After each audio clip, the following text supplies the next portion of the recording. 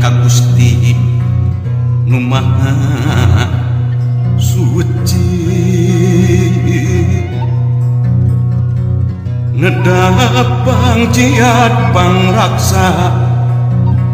para abdi-abdi seni, sejak ngaguar larangatan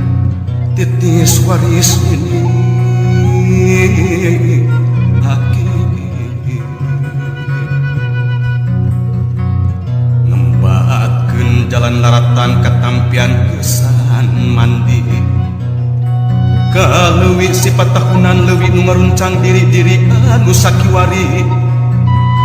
rek nuru lulurung tujuh ngaliwat ka pajajaran pongan hayang pulang anting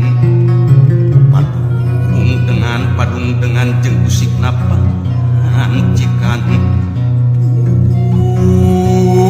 pun sapuh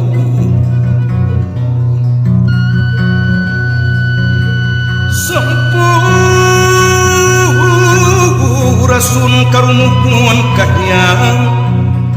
Prabu Silih